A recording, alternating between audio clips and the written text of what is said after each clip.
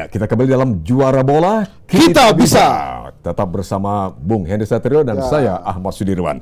Bung, tadi sudah kita bahas lini per lini belakang timnas, lini tengah dan lini depan. Sedikit saja lini depan. Sebelum kita melihat peluang mereka mencetak gol di kandang lawan, Ya. tadi ada harapan debut yang akan dilakukan oleh pemain baru naturalisasi yaitu Ragnar Oratmangun. Ya. Sebagaimana juga kita harapkan Tom Haye atau Tom Haye bisa debut dan starter di Vietnam. Kira-kira bagaimana? Ragnar Itu bisa tadi diralat dulu 26 Oh iya, Maret jangan lupa 2024. 26 Maret tahun 2024. Bukan 26. Nah, bukan 2026. Piala Dunia 2026 maksudnya. Iya. Bukan karena puasa loh ini. Ya, gimana Bung Henry ngeliatnya? Apakah Ragnar itu bisa nanti memberikan kontribusi signifikan agar performa timnas lebih baik nanti? Harus bisa, kalau enggak gagalin aja naturalisasinya. Nah, Jadi saya gini, membayangkan kalau dia dipasangkan dengan Egy menarik loh. Iya, sebetulnya ya itu kemarin tuh tentang taktik aja menurut saya. Jadi Sintayong tahu betul kapan pemain Vietnam kelelahan, letih gitu ya. Sehingga pada saat itu kemudian dia memasukkan pemain-pemain yang punya daya dobrak tinggi. Memang kalau Egy dipasang dari awal itu agak kesulitan pasti dia menghadapi back Vietnam yang masih segar. Gitu ya. Tipe Egy bukan begitu, dia bukan petarung ya. Bukan, dia mencari celah. Dia mencari celah. Dia mencari celah dan memberikan. Ketika lawan mulai lemah. Betul, dan umpan-umpannya ya, luar biasa. Iya. Ini menarik ya, Bung Iwan, kalau kita bicara striker, selalu sebetulnya pemain-pemain yang diingat oleh kebanyakan masyarakat Indonesia biasanya adalah striker. Persis. Bambang Pamungkas. Dulu Ricky Yaakob, kemudian ada Kurniawan Dwi Julianto. Bahkan penggantinya Bambang Nurdiansah, Dede Sulaiman aja kita masih ingat. Jadi artinya, iya betul, striker ini selalu menjadi idola kita lah. Ada Boas Salosa dan lain-lain. Betul, belum lagi Boas. Betul. Nah, tapi sekarang ini kan kita hanya Egy yang kita punya itu. Betul. Pelapis-pelapis Egy tidak berhasil moncer seperti Egy lah. Walaupun ada beberapa nama-nama yang berhasil mencetak gol juga ke gawang lawan, tapi otomatis yang di kepala kita hari ini kinclong itu Egy.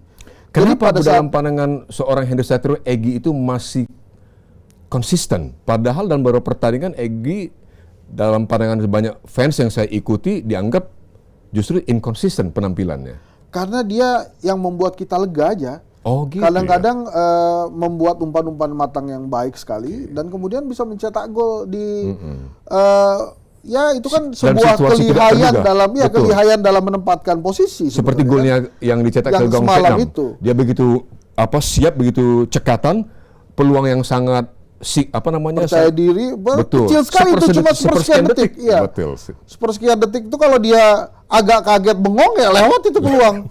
Nah itulah yang keistimewaannya. Tapi waktunya sepersekian detik kan. Betul, itu keistimewaannya Egy. Jadi menurut saya memang kita mesti menemukan striker-striker yang memang bagus-bagus pasca generasi Boas ya. Generasinya Bambang Pamungkas ya, ini generasinya Egy lah.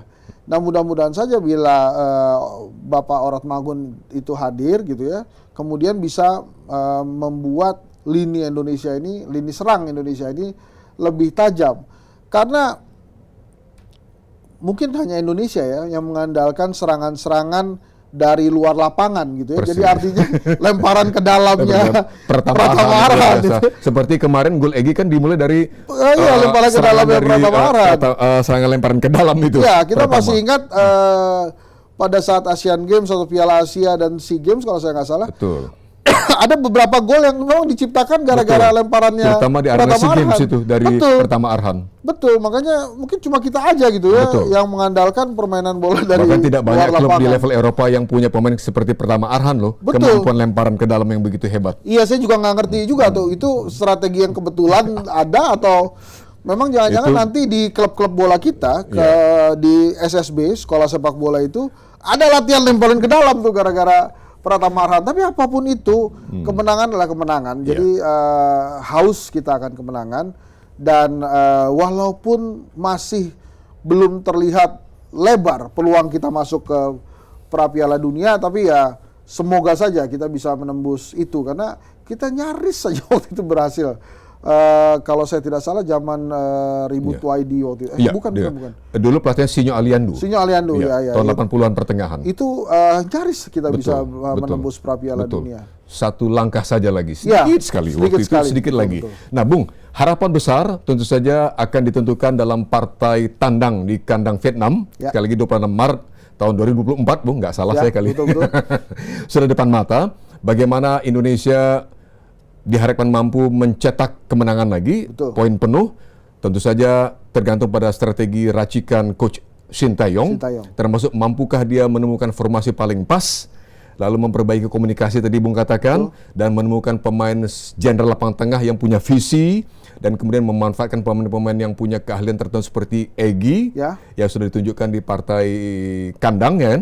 Kemudian juga bagaimana memaksimalkan seorang Ragnar Oratmangun yang akan segera turun nantinya. Juga jangan lupakan ada Sandy Walsh, kan gitu, di posisi back sayap kanan, bisa berganti dengan Asnawi, dan bagaimana kemudian Nathan Chu An bisa berganti dengan pertama Arhan juga, kan gitu, Bung ya. Dan yang paling penting menurut saya kalau melawan Vietnam, Bung Iwan, bagaimana kita menjaga emosi, karena provokatif sekali pemain-pemain di kandang mereka lebih provokatif lagi, dan lebih curi-curi dalam berbuat kasar atau mereka akan diving, berbuat kasar agar pemain Indonesia terpancing dan berujung kartu bagi pemain Indonesia, kan gitu. Kemarin kan sudah ada tuh tiba-tiba guling-guling. Betul, udah mulai diving mereka. Di kandang lawan udah berani loh Vietnam begitu. Betul. Jadi ini itu adalah salah satu strategi Vietnam yang mesti kita waspadai. Jadi pemain Indonesia perlu berkepala dingin di kandang lawan, tetap memikirkan permainan, bukan kalah oleh emosi gitu, Bung ya.